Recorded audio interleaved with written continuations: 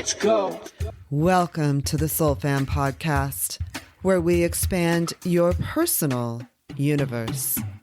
I'm Diana Marquetta, and in each episode, SoulFam co-founder, co-creator Lexi Solden and I interview the world's most rising and longtime experts in consciousness, spirituality, entertainment, healing, and science. From Earth's dimensions and dimensions way, way beyond.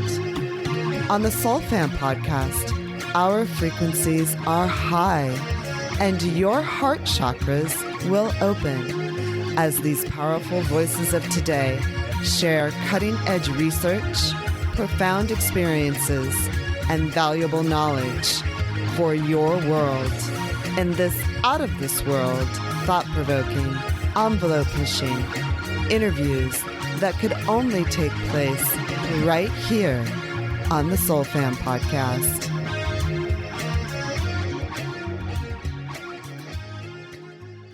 Now a word for our sponsors, CBD Pure and Owelli Supplements.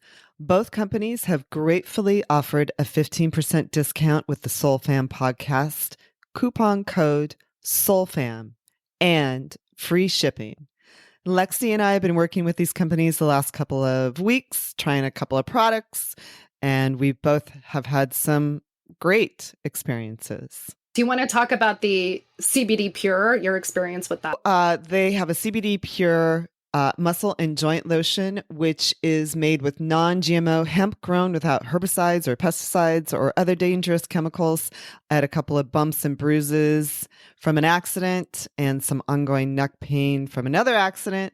And I have to say that I walk around now with that lotion and it helps reduce those bumps and bruises and reduces the inflammation and just overall gives me some temporary relief from some ongoing pain. That's pretty impressive there with working out and things like that is so good for you. Yeah, super helpful. And didn't you treat your neighborhood cat? I did. Yes. I asked for the CBD pet hemp oil from CBD Pure. So Frank is our neighborhood cat.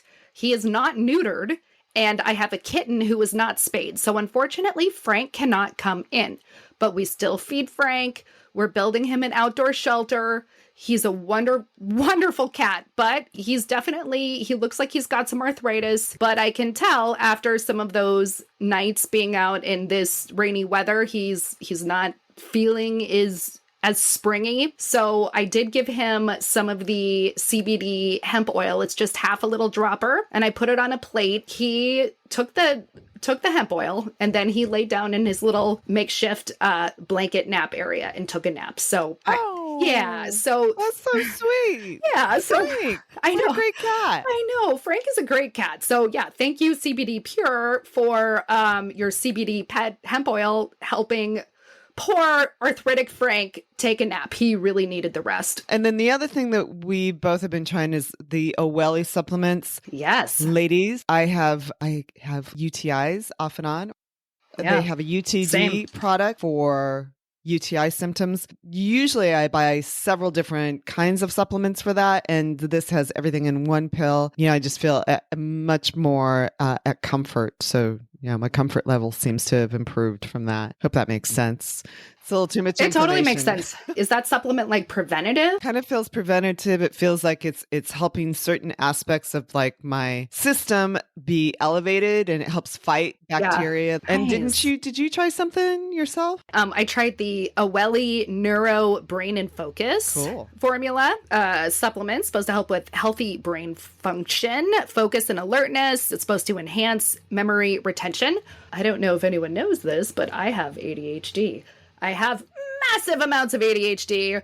I'm sure if you've met me, you'd be like, no, really? That's crazy. I can't imagine that. I take medication for it. What I like about the Neuro Brain and Focus formula is that it's got a ton of B vitamins. And it's super interesting because whether or not I'm taking my prescription ADHD medication or not, my ADHD doctor always reminds me that I need to take B vitamins in the morning. Reason being if you have ADHD, if you've got an ADHD brain, chances are you are a little bit low on B vitamins anyway. So yeah, it was interesting. So, I mean, yeah. So trying to start the day and focus from a super depleted, vitamin deficient sort of place is really tough. So his whole point to me was B vitamins every day, whether or not you're taking ADHD medication. Make sure you exercise, eat well, meditate, all of that, but B vitamins every morning. Wow. So first thing in the morning with breakfast, I think it's a really, really, really effective addition to my ADHD sort of plan in the morning. And I've been feeling, I guess, less malnourished. That's probably not even the right term. I've been feeling more, I have more vitamins that my body is supposed to have. So once again, we thank our sponsors, CBD Pure and Oweli Supplements. We'll post links to both product lines on our Instagrams and on our upcoming website. Just remember your code for 15% off and free shipping is SOULFAM. That's SOULFAM, SOULFAM. Now, on with the show. We are thrilled to welcome Alex Richards to the SOULFAM podcast today. Alex is a contemporary young adult novelist.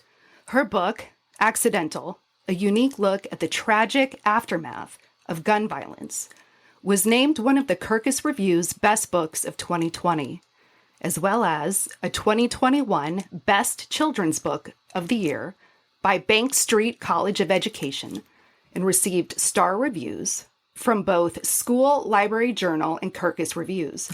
When We Were Strangers received a starred review from Kirkus Books, as well as Shelf Awareness. Welcome, Alex. Hi, Lexi and Diana. It's so nice to be here with you guys. We're so glad you're here, Alex, and I'm super excited to talk with you about The Accidental. And just for all of our viewers and listeners, Lexi and Alex grew up together. They know each other through their band when they were 10 years old. The Rebels, was that right, girls? The Radicals. The Radicals, excuse me. So they have history. And so we're excited today to bring Alex to the SOULFAM podcast. She has a very interesting point of view about gun violence among the youth. And she shared her view about this through her book, The Accidental, which I have to say was really enticing to get into, to read. You have a very sort of, and now that I know your background, I understand why the two of you, why this book especially is, I think, really successful in making you feel like you're part of this situation. And it becomes very real as you're reading through the book. It's not just something that you're watching from the outside. Thanks. Yeah, it was one of those kind of topics that this is not a own voices story, like I did not experience this growing up, but it was something that just really spoke to me. I think like as a parent, especially, I was so interested in how gun violence affects kids. And, it's obviously like a huge epidemic in this country, but this particular aspect of gun violence is much less known. So I'll just give like a really brief synopsis. It's sort of hard to like say what the book is about without giving a lot away, but also kind of it's important. It's about a 16-year-old girl who's grown up living with her grandparents, thinking that her mother died in a car accident when she was a baby. She has no knowledge of it. And then she learns along the way that she actually was responsible for her mother's death, that her mom was shot and killed, and that she, when the main character, when she was a toddler, she was the one who found the gun and pulled the trigger.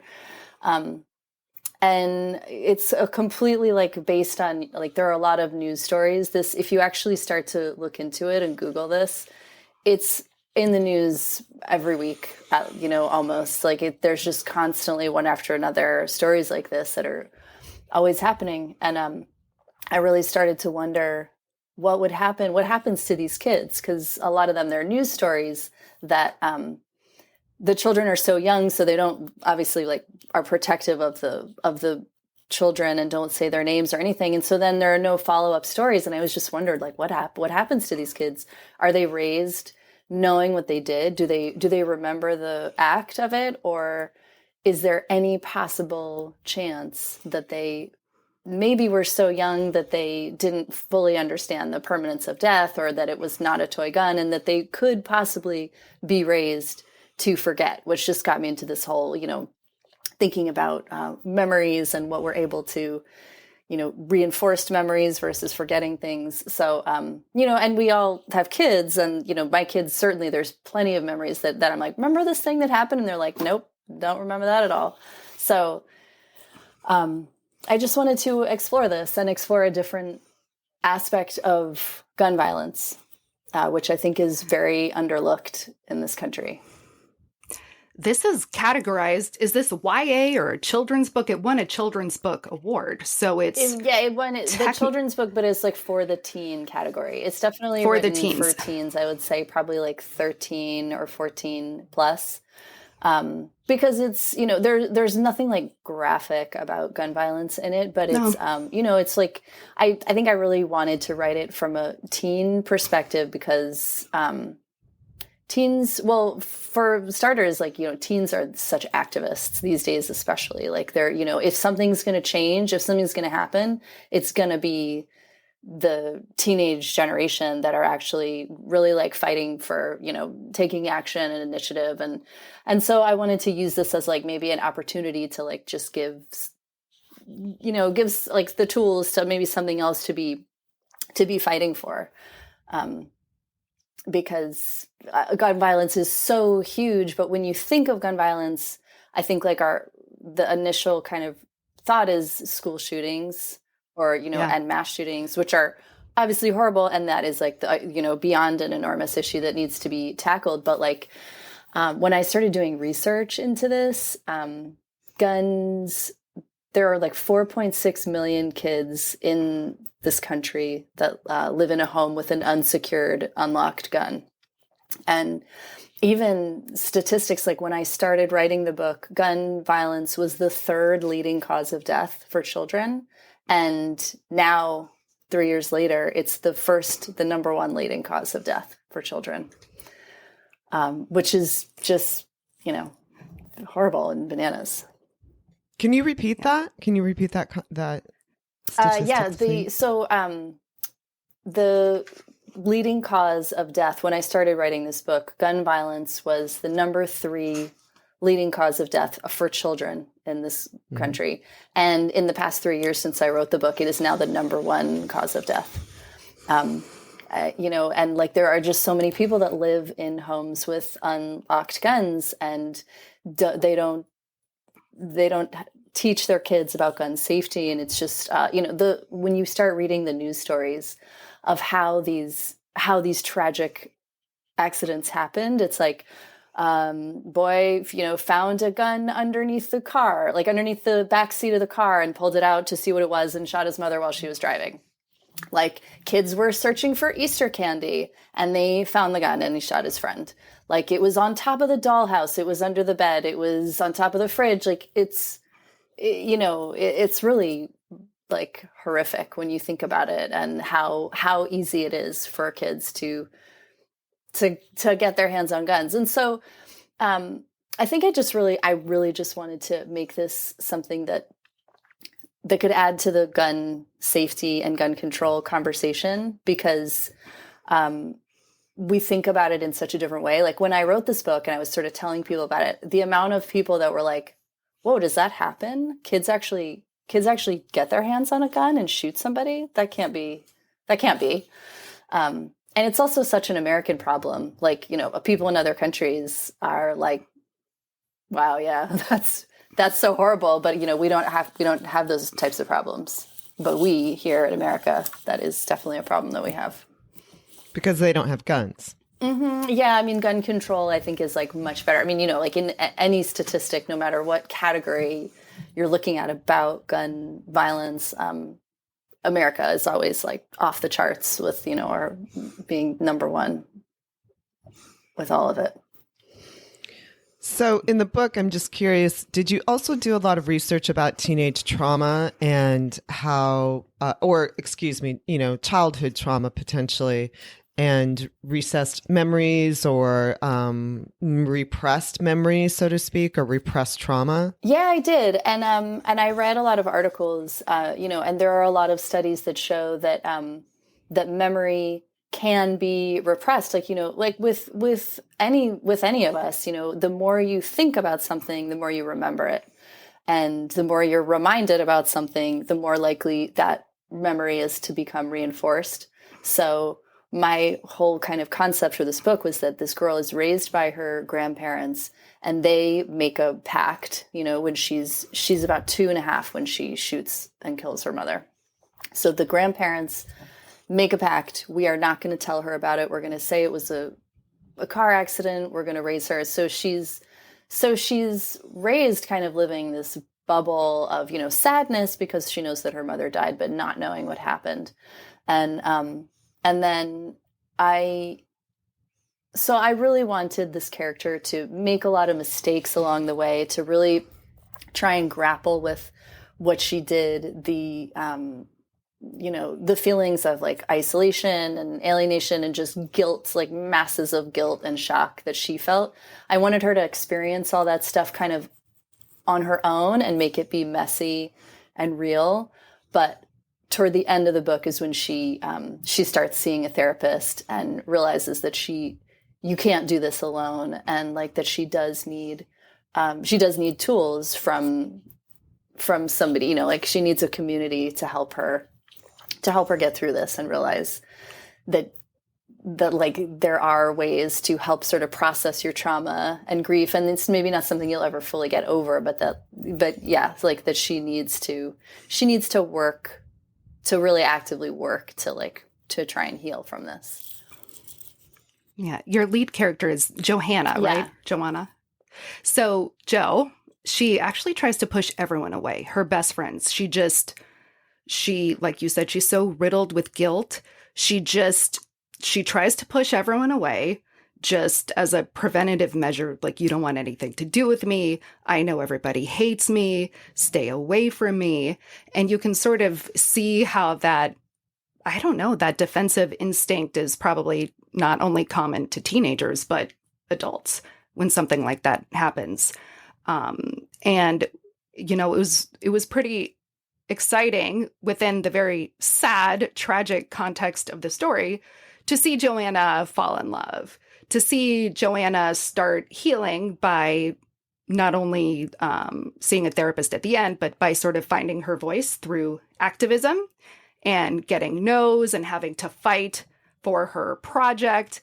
I just thought that it was all pretty amazing and very messy. And how did you know that this audience could handle it? Oh, that's such a good question. I mean, I don't have any idea other than, I think that like people don't give this audience, like teen readers, enough credit for being able to handle so much. It's like, oh God, like they shouldn't have to have these experiences or know this type of thing, but it's, that's just the world. That is exactly what's going on around you. And if it's up to each family to choose what they shield their kids from. But these are real things that are going on. And I think like being, I wanted to be really honest about it. And yeah, and she is like a messy character, like you said, who pushes people away, which I think is important because, she just doesn't know how to do it. And it's, I think that even though this is a very particular topic about gun violence and about like this horrific thing that happened to this girl, there are themes that everybody can relate to. We've all felt alone. We've all pushed people away. We've all not known how to handle a situation. And I think those were kind of the themes that I wanted to make really universal and kind of so that even if you're reading this and you're like, well, I couldn't possibly relate to this girl having, shot her mother as a toddler. Like, of course you can't relate to that, but you can relate to the feelings and feeling hopeless and not knowing how to move forward. And then I wanted to throw in some lighter things too, like the love story, because I thought that she deserved some happiness. And so there's not a lot of conflict with the love story, because I just wanted there to be something happy, like that was just kind of constant throughout. And you're just like, oh, it's so dark and so heavy, but oh, she's falling in love, and it's like very sweet. So wanted to try and balance it. Yeah, you have two sides of an awakening. Mm-hmm. You have this awakening into Jo's true story of what happened to her mother, and then just her awakening as a young woman. And so it's this sort of dual evolution, and she's going through it simultaneously. And I was also very happy that she had her love interest, because things were really so bad for her. She had people working against her at the school, and I think is Accidental set at a private school. It's basically prep that I Yes, okay. So we're just gonna own our privilege here. We both went to a prep school in Santa Fe. And I think that one of the things you do really well in Accidental is sort of you comment on power structures within a private school, within maybe how wealthy families can somewhat influence things occasionally. Maybe that's just what I took from it. That's what I read. Maybe that's not what was written, but I saw you basically comment on power structures in private schools. Yeah, I wanted to make conflict. I wanted to, and with any good book, you kind of there's more added conflict sort of throughout. And so she decides she wants to take on activism. She decides she wants to do something positive, and then she gets a lot of pushback from the school. And I think, I think like you're saying, like what makes people think that like their kids could be, or, that teens are up for this and ready for it. I mean, the amount of parents that are trying so hard to shield their kids, there's such a massive amounts of book banning going on right now. People don't think that, that their kids can handle these things and can handle like certain aspects of what's actually going on in the world. So I think I just wanted to make some kind of curmudgeonly characters who do give her pushback, and because nothing comes easily, I think that's something else that like we all kind of understand, is that nothing, there's always going to be some pushback. And so she gets the chance to really realize what she's fighting for. And the fact that people are against it and kind of nervous around her is just sort of what helps her understand how important what she wants to, like what she's doing and what she's been through, how important it really is. Yeah. And I like that she gets called out on her privilege by a classmate who is like, look, I'm the captain of 2 sports teams. I do student government. It takes me forever to get my projects pushed through. You're upset because you suddenly decided you wanted to do this project and now you can't push it through. And sort of like, how dare you? Like, what the fuck? I mean, privileged much? And so I thought that was really important, because just because Jo was ready doesn't mean everyone else around her was. And no, not everybody gets the same opportunities to push their projects through. Some students are on financial aid. Some students can do everything right and still not have the benefit of the doubt, or, get their things approved immediately. And I just thought that was a really important nuance. Thank you. Yeah, I mean, and that character, exactly, like she has her own stuff going on. And so I liked her character progression, because she starts out and you're like, oh, she's kind of the antagonist. Like she's the one who's stopping Johanna, our main character, from like pushing through with her agenda. But really she has an agenda of her own, and she just wants to be recognized and wants things that she's passionate about to be recognized and by the school. So I think they kind of come to an understanding, and really it's like, there's no demon in this book. Everybody kind of has different motivations, and people want to do good, kind of, for the most part. The dad's kind of bad, but but you know, he too has some good motives. He's not all bad. Yeah. So I'm curious, Alex, has your experience been that there's also a dismissiveness about teenage trauma and teenage feelings and, sort of let's either sweep that under the rug or let's give some drugs to somebody who seems a little unstable or thinks too much or doesn't act appropriately, that kind of thing. Was that part of your theme in any way or thinking? Yeah, I would say definitely. I mean, with this book and my other book, When We Were Strangers, and really just every YA book that I have read, I think that teens are really underestimated. And yeah, people think like, oh, you can't handle these big thoughts, like we're going to shield you from things, or, it is hard to like, just, it's hard to be a teenager, and it's so frustrating. And so I think that's something that every book that I read and all the authors that I know, that's all like, that's kind of the central thing that everyone's trying to get across is like, you are seen, and we do respect you, and and believe you, and want you to succeed. And when and there can be so much pushback, exactly like medication, and it's hard to process grief. So I think just giving people like any sort of story that you can come up with, and giving kids like different ways to process, and realize that whatever way you are processing something is not incorrect. There is no like correct, there's no solution, kind of. So I always find that interesting in everything that I write and everything that I read. I think that books try really hard to bring that point across, whereas maybe sometimes in day-to-day life it's less noticeable, and it is easier to kind of sweep things under the carpet, or like ignore or postpone for later.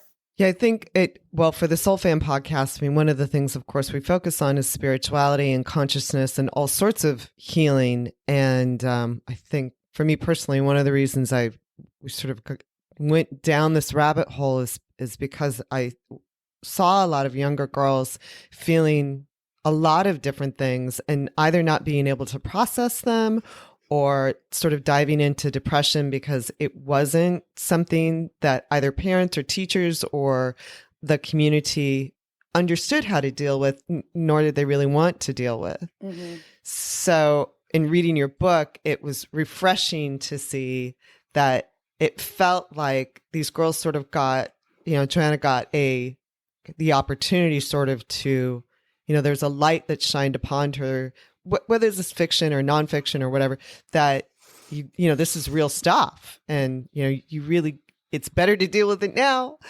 deal with this now instead of when you're 20 or 30 or 40 or whatever, and that they're welcome to deal with it. Yeah, exactly. And like whatever you're dealing with, just I think what's also important is that even though you kind of acknowledge that like there is something I need to deal with, starting to deal with it doesn't mean that you're going to resolve it. Dealing with trauma can be a lifelong journey, which I think is also important. Like nothing should be sugar coated. Like just because you start seeing a therapist doesn't mean everything is going to just, like 2 sessions and everything's fine. Like, it's all a journey, right? Your books feel like a big Santa Fe scented hug to me. I was just thinking about trauma, and in When We Were Strangers, your lead character, is it Evie, or did you go by Evie? Yeah. Is it Evie? So Evie is experiencing her own trauma, right? The loss of her father, and then she's uncovered this family secret that her father was having an affair, and then she knows who the mistress is. The mistress happens to be pregnant. And so as Evie is dealing with this, She's trying to go to a photography class. She's got her best friend, Juana, who's hilarious and probably my favorite character of all time. I love her so much. And Evie is able to actually, she sort of creates a buddy system, right? With somebody in her class who you think is maybe the love interest, and maybe they are, Declan. But because they're both going through something, Evie with the loss of her father, Declan, is it Declan? Declan, whose parents are these wealthy documentary makers who are just always leaving him with his grandparents to travel all over the world.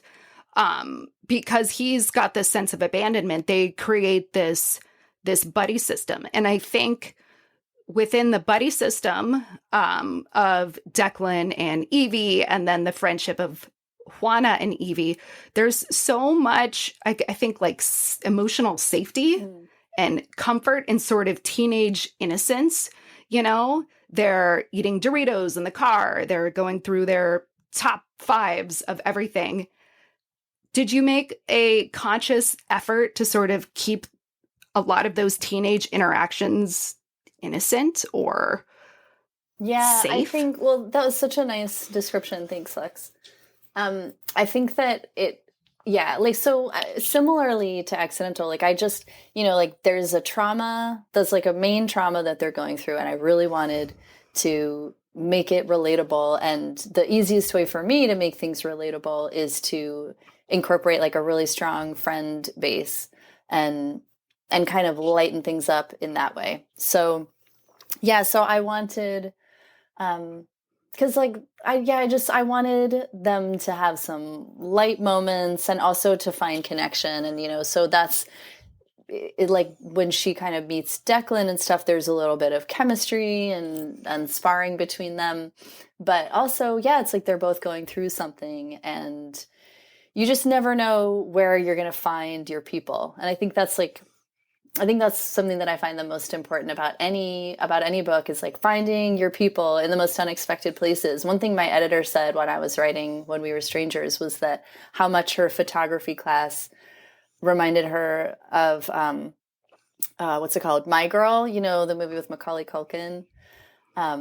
Because she also meets this kind of like motley crew, like bizarre, like everybody's a different age and comes from somewhere else and has different backgrounds, but they're all a support system. And you just never know where you're going to find your support system.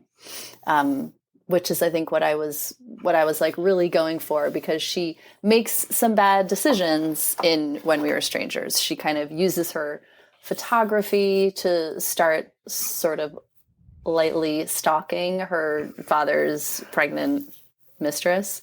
And so like she, which is like bad decision, but she's got friends who are kind of there helping her through it and trying to help her like through, it's kind of through like a very modeled stages of grief that she's going through. Yeah. Shifting gears, I think I want to pivot on to lightly stalking, because I appreciated that so much. And I appreciated how much time that the teenagers in your books actually spend in their cars with their friends, going places, listening to music, eating gas station food. It brought me back. And so, I mean, lightly stalking, I'm not going to say that we didn't lightly stalk people. So back true. In the day. Well, like you were saying, you feel the Santa Fe-ness of this book and or both of them, and that's exactly it. Like I think part of the reason I wanted to write my books set in Santa Fe was, well, kind of twofold. Like one, because I think Santa Fe and New Mexico are like very underrepresented in literature, so I wanted to like give a little, little nod to that area of the world. And also because that's where we grew up, right? And like that is totally like all my memories are exactly that, right? Like we just drove around for hours and we like sat, so everything, I think that's what made me feel an especially strong connection to the characters and the setting and just to like the teenager-ness, because I'm not a teenager anymore, but I thought that like, just really tapping back into our youth and our growing up experience in such a different place kind of helped like give these stories a little bit of their like uniqueness. It made me so homesick, Alex, I have to say. Me too. And I haven't been back to Santa Fe in a few years now. So I'm really hoping to get back soon. But there, I ended up like Googling businesses, and I make up a lot of businesses and stuff, but I definitely have some. I think they go to Baja Tacos in When We Were Strangers, which is like one of my favorite places. So best place ever. Diana, when you go, you have to go to Baja Tacos. It's interesting that we've done two interviews now, or we've done a couple interviews with people from New Mexico right now, and you guys sort of shine a different light on Santa Fe, and which seems like sort of a perfect place. It's actually much more interesting from your perspective, or hearing about it from your perspective. I'm like, oh. It's more real. Well, because it's like you think, it's so touristy. Exactly. It's like Santa Fe can be, you think about downtown and it's all like jewelry and art and this kind of like, and the opera. There's a lot of things that like when tourists go to Santa Fe, these are the things that they do. But when you live there, you almost hate doing the touristy things. You don't want anything to do with stuff like that. And you just like everything you do is like off the beaten path. And, like anywhere that you live is like that. But it's great to have little like secret places to go and like things, things that you love. It's like I'm learning about it's so fun to see. I mean, even the arroyos, or I guess. Yeah. It is a secret life. We spent a lot of time in drainage ditches, which are arroyos in New Mexico. So I loved in When We Were Strangers when Evie and Declan Evie runs into the arroyo to like do an assignment, and he's like, "Wait, what are you doing?" It's like her new friend is from New York, and she's like, "No, this is like what we do here. Are you scared to hang out in the arroyo?" So it's funny because a lot of the time was spent probably wandering around in places we really shouldn't have been. That is very true. I know. Yeah. Like I think about that. Like I used to walk to school by myself, like through the ditch, and like, could have ended badly. But we did all kinds of stuff. I mean, and like when we were in high school, I feel like most of the partying we did was way out in the middle of absolutely nowhere. Where, could have been dangerous. It wasn't. I mean, places called Diablo Canyon. Exactly. Diablo Canyon, what could go wrong? Yeah.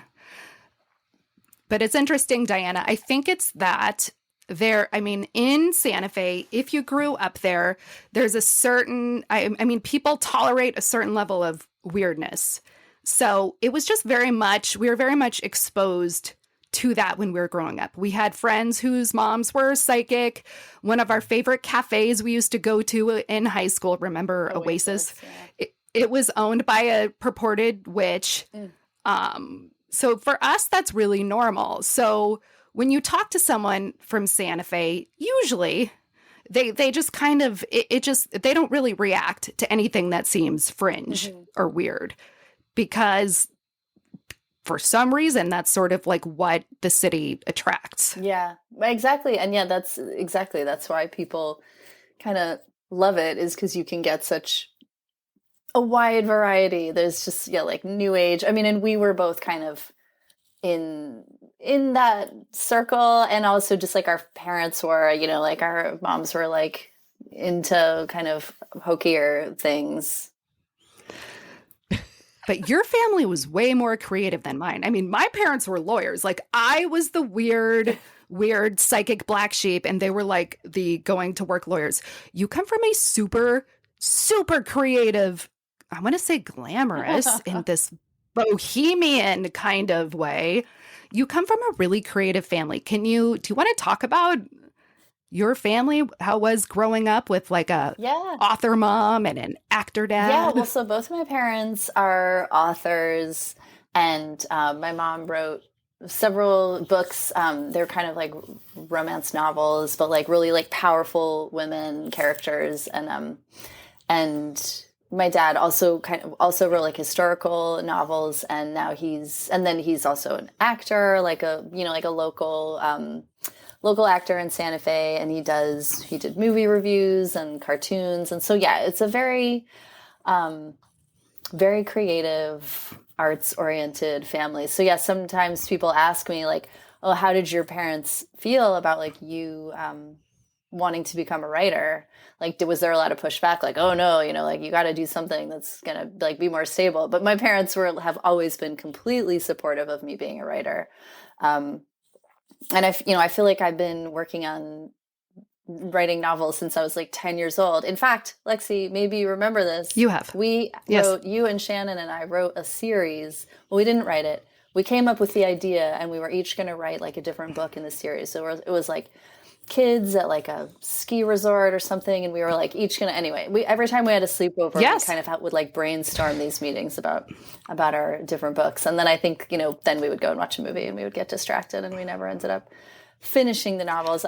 But you did. I know. You did. And that's, I've always you finished it. I did realize that was actually what my passion was. And yeah, so like since I was a little kid, I wanted to write novels. And it's actually I feel so lucky to have that kind of support system and also the feedback. Like,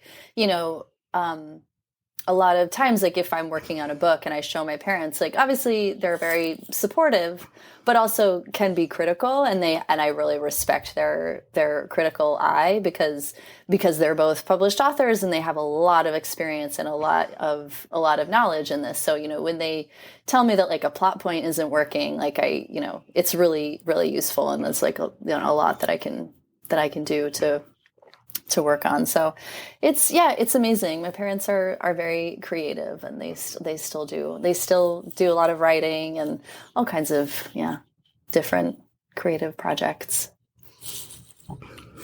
What's been other readers and teens' response to your books?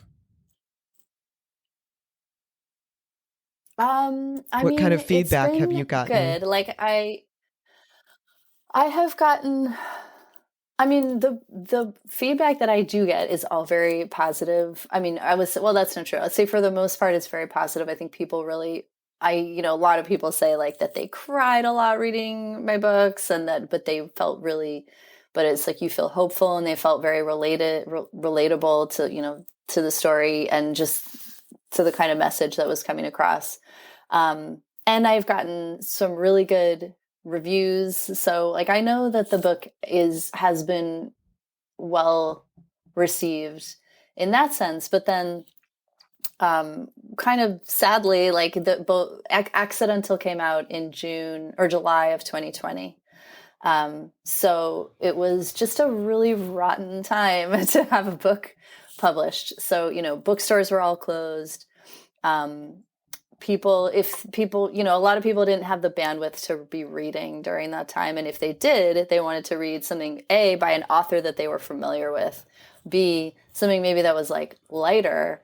And so here I kind of came in as like a new author with a book about a girl who kills her mom when she's a toddler. So it was a super heavy. So, I think that like, I was so excited to have this book coming out, and I was like, oh my God, I'm getting published. All my dreams are coming true. And then to be honest, like it just kind of didn't get very much reception. It didn't sell very well. It just, it's like, so I think I try and remind myself the people that did read it really liked it, but it just hasn't found its audience yet. I think there's so many books that come out kind of all the time, and I just like not really enough of a name, so I didn't have the recognition. So that's been really hard. It was really hard to publish during the pandemic and do my book launch sitting here at my computer instead of like, having a glamorous like book launch at a bookstore or something. And, it's just been a lot of like, it's just, for everybody. And I'm not trying to say that it's been harder for me than anybody else, like clearly not. But, there's some adjustment to publishing during a pandemic. So in answer to your question, basically, yeah, like I have gotten good reception.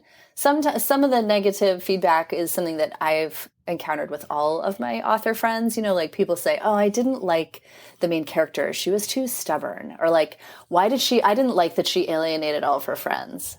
And, that's a valid opinion, but, that wasn't my character's journey. So I think, people can kind of dislike a character for being immature. That's a lot of feedback that YA authors get. Like, this character was immature. Well, she was a teenager and she was going through a bunch of shit that was really hard to deal with. So, you know, there's nothing you can do. Feedback like that never bothers me because everybody's entitled to their own opinion, and you know, that's just how it's going to be.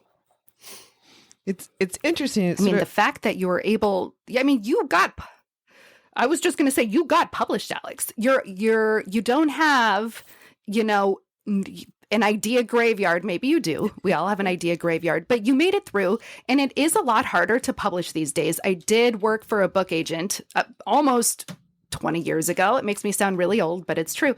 And without a celebrity platform, it was very difficult to get published. So I think even within the past 20 years, getting published, having, you know, being marketed without, you know, being a TV chef or like an actress, it is really hard. Yeah, it definitely is. And I try to remind myself of that I did get published and I have sold these 2 books and they're both out. It's just very hard. I mean, I think with so many careers and so many, you know, types of people, you can be so self-deprecating. And one thing that authors, I don't know if they feel it more than other people, but definitely feeling self-deprecating, having imposter syndrome is something that you hear a lot of authors say.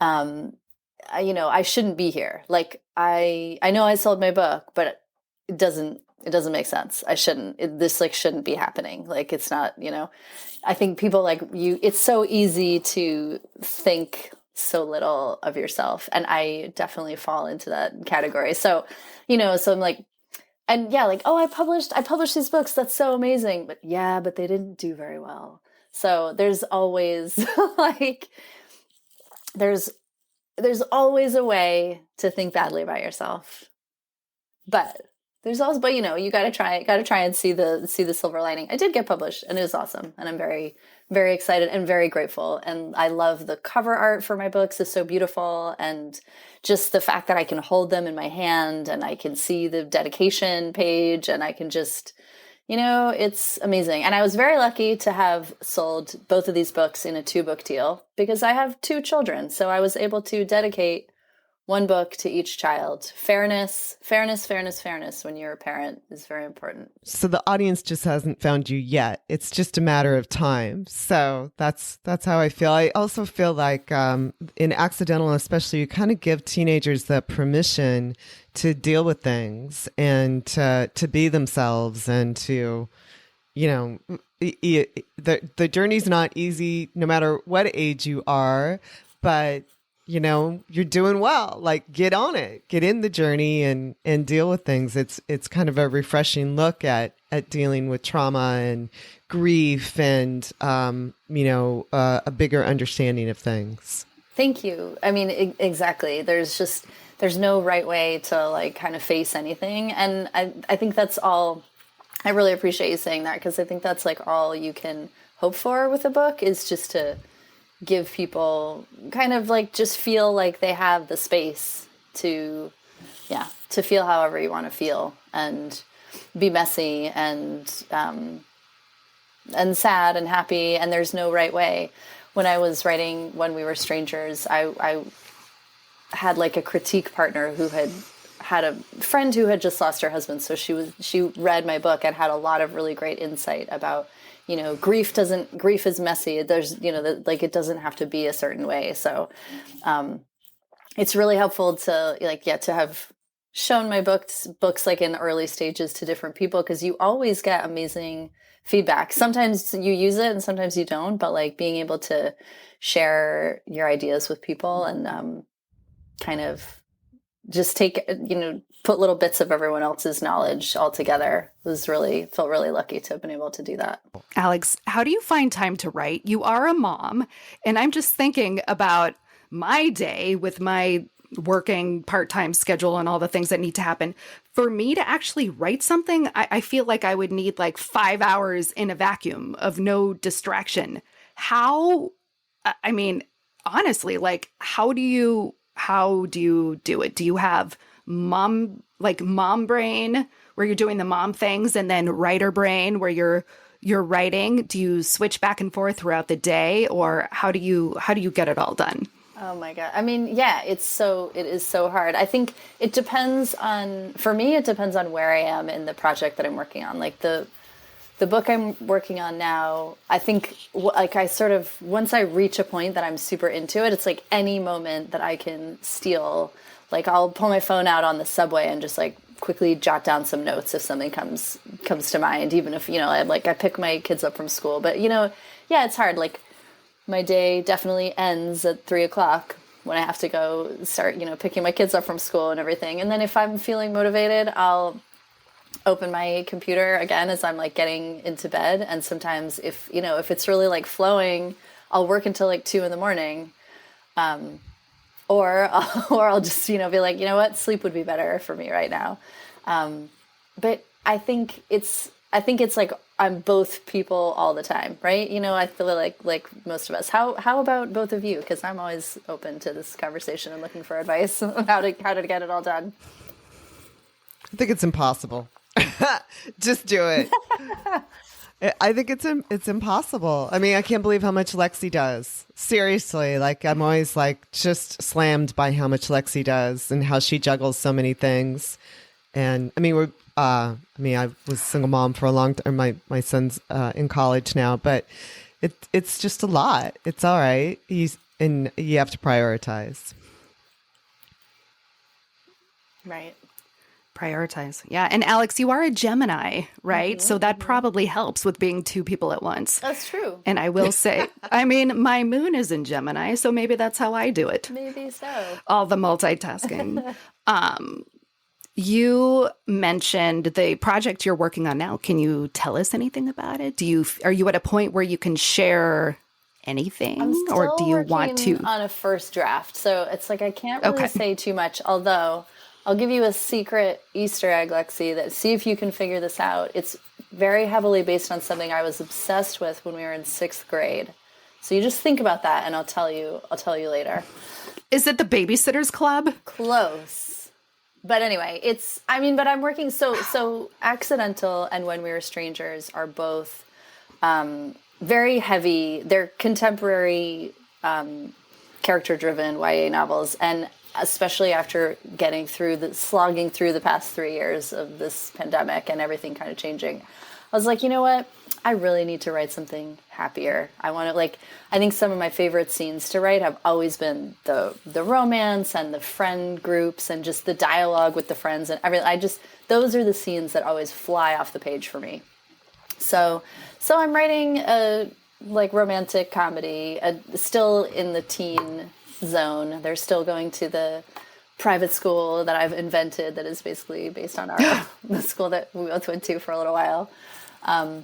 But it's fun. I'm trying to have fun with it, but I'm still working on a first draft, so don't want to say too much and jinx myself because, being self-deprecating, I never know if I'm going to sell it or what's ever going to happen with it. So gotta keep my fingers crossed. Well, those scenes fly off the page for the reader too. The scenes with the friends. I mean, I've just laughed out loud so many times.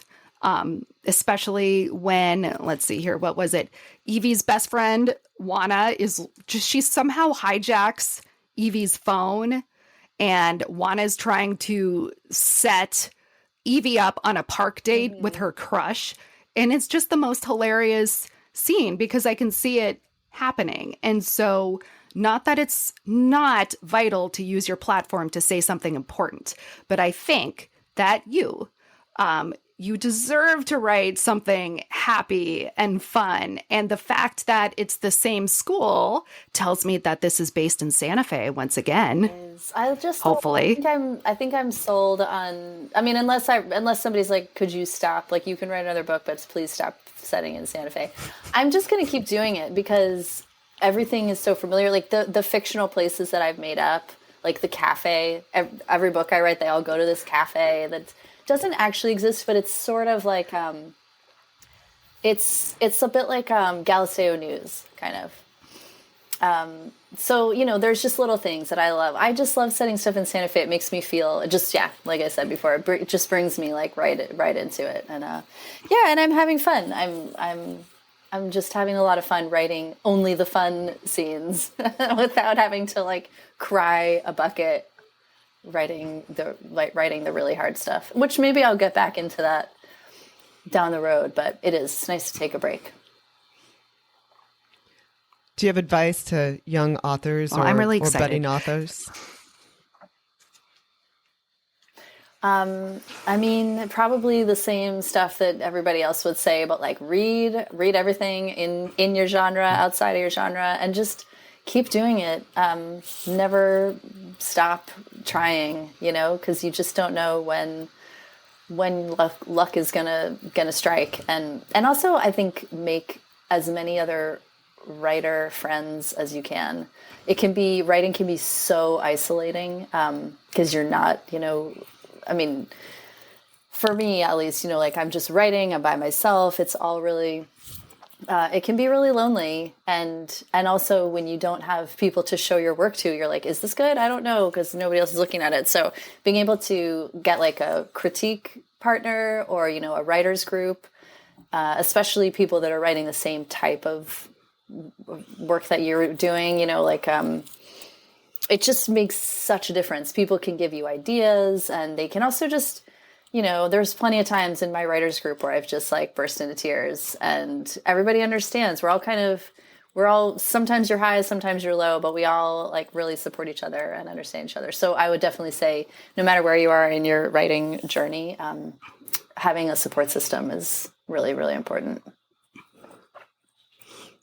Just out of curiosity, how often do you meet with your groups? I think, do you have more than one? Is it via Zoom, or how often do you meet I'm with in these one folks? writers group. We're meeting tonight. We meet like every 2 or 3 weeks. And this is a group of authors that I met when Accidental came out. We had like a Facebook group of authors debuting, like YA authors in 2020.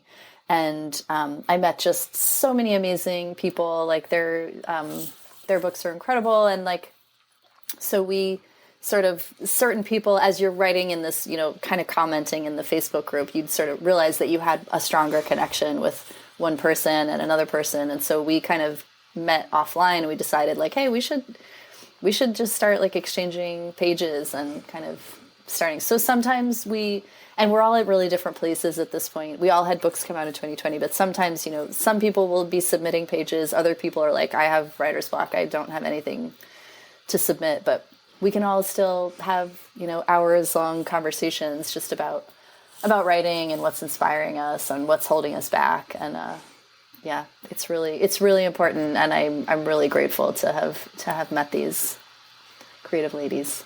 So how can people find out more about your projects? Do you want to share your website and social handles? Yeah, my website is alexrichards.nyc. My Instagram is author Alex Richards.